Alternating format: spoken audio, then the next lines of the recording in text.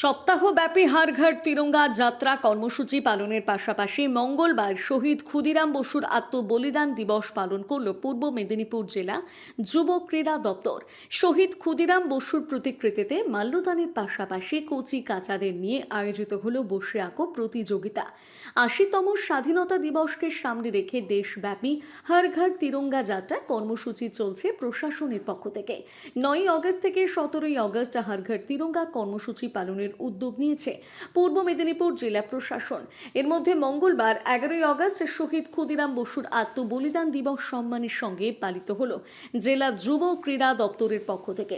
দপ্তরের উদ্যোগে ক্ষুদিরাম বসুর প্রতিকৃতিতে মাল্যদানের পাশাপাশি আয়োজিত হয় তিরঙ্গা যাত্রা।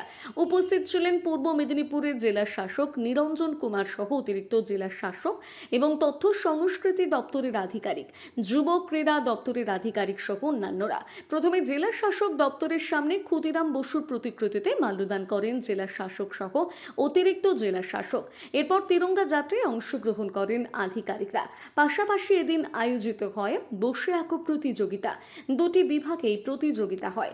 ক বিভাগের বিষয় ছিল আমার স্বদেশ এবং খ বিভাগের বিষয় ছিল মাতৃভূমির স্বাধীনতা। প্রতিযোগিতায় মোট ৩৫ জন ছাত্রছাত্রী অংশগ্রহণ করেন। পূর্ব মেদিনীপুর থেকে সৈকত মাইতির রিপোর্ট, সানন্দা নিউজ।